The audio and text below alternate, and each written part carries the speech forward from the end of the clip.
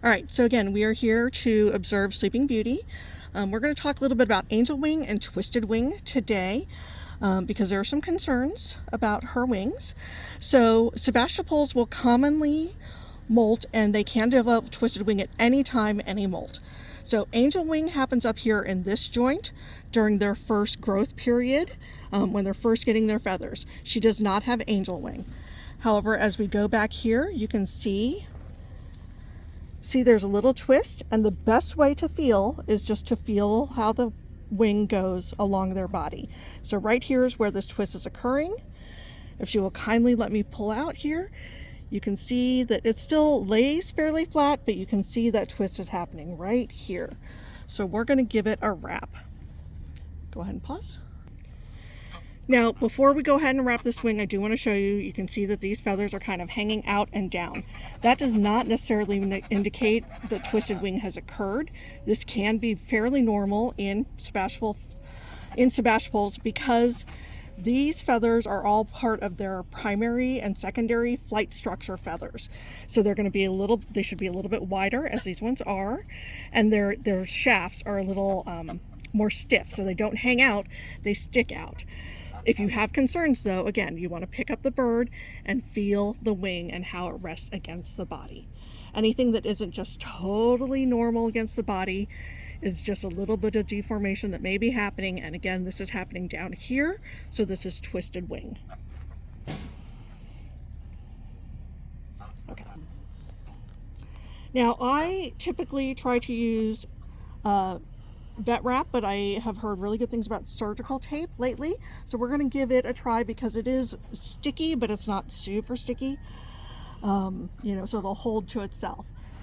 What you want to do is you want to make sure first that you find this whole joint area. Okay, so you want to kind of get the feathers pulled back away as much as you can, because otherwise they will get entangled in your wrap. So normally we have a couple extra hands, but we're going to kind of wing it and see what we do. Your first wrap, you want to go up against that joint and get the wing into place. So I'm going to kind of hook that on my thumb here for a second. Now, she's not going to like this a lot because we are going to kind of rearrange her feather structures a little bit for her. You're going to take all those loose little feathers, and you're going to kind of just tuck them back, trying to straighten out how that is. Whoops! And now I've got fingers and tape everywhere. Maybe I should do the vet wrap. Yeah, I'm not loving this, so I'm going to go back to the vet wrap. Let's pause the video. All right, so I was not a big fan of how sticky the surgical tape was, so I'm going to go back to vet tape or vet wrap. Some people call it Coban, whatever. This is that stuff that you use like when you get your blood drawn, they stick it to your stuff. It sticks to itself. The important thing to know about vet wrap is if you're going to use it, and it does like to stick to itself, is when you apply it, you don't want to pull super hard because then that's going to constrict even more. So since we are just wrapping to kind of ensure her wings follow the right feather structure or the shape of her body, we put her wing in position, and we're going to do what's called a figure 8. So get this first piece here, and then again you want to stick with the joints, and it's a little confusing to kind of get there first. But see, there you've created the 8, right? And you're super close to that joint, so she shouldn't be able to get it down. Now the tape's kind of holding itself into place.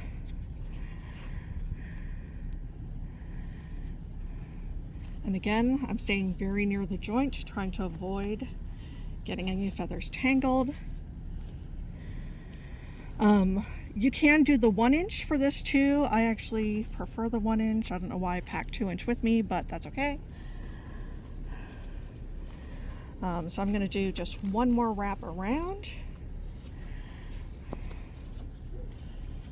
And see, I'm not making it super tight. She still has complete movement of that wing, and it's just kind of ensuring that those feathers continue to fall against her body. So what I am going to do, because geese like to chew, is we're going to tuck this once underneath, because then they can't unwrap themselves. I have learned through many ways. And then we'll go ahead and cut this.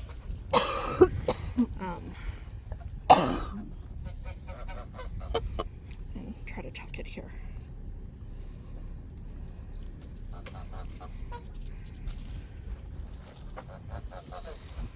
Okay. We're almost done, baby. All right. We're going to tuck that one under too. And as smooth as you can make it so that they don't want to play with it, but they will. Okay, so you see what I did?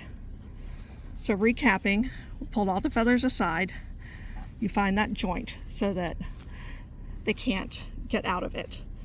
The figure eight around the wing, she still can stretch, she can flap, she can bathe, she can do all the things she normally does, but her feathers are going to be held up against her body and shouldn't be twisting anymore based off this. Keep it on 2 to 3 days and should be good. Unwrap, test and see. And that should be enough to solve twisted wing early on. Once it's set in, it's set in. There's nothing else you can really do. She's still early. Other side, so we're going to check it. So again, we'll pull these feathers back so you can see that we've got kind of a bunch of long, stiff shafts. So up here, these feathers are all good. But we do have, you can see this little bit of twist that's happening right here. And again, that's because of those primary feathers. Primary feathers cause Sebastopols all kinds of issues. So what you can do is you can actually trim these. So we're going to just trim one for the sake of showing.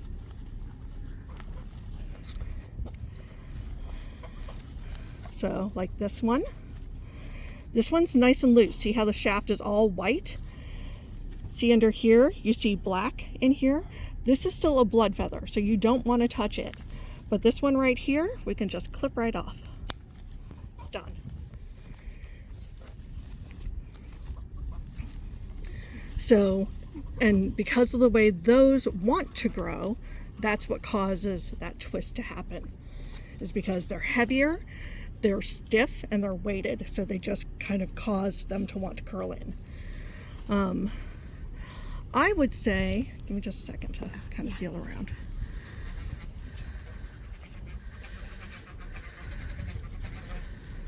Honestly, I'm going to clip like 1 or 2. I think let's check this one maybe next weekend when I come out.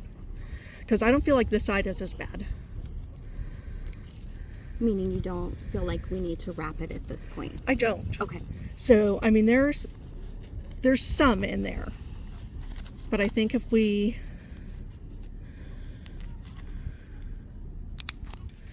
clip some of these. I'm gonna so go ahead and pause. Okay, so this is another goose. This is Prince Charming. He is a very handsome man. He does have some twist, but this is again kind of talking about the primary feathers. These are back in the days, well, normal geese have flight feathers. Sebastopols get them, but they don't necessarily use them. So if you're not showing your bird and they are not blood feathers, and I'm going to get an example here to show you, you can absolutely clip these off to keep your wings from twisting more. That's one of the recommendations for trying the Sleeping Beauty. So when we look here, see in here, you can see that it's kind of more skin tonish or fresh light pink on him. With the gray geese, it's going to be darker. And when they're newer, they're going to be a deeper color.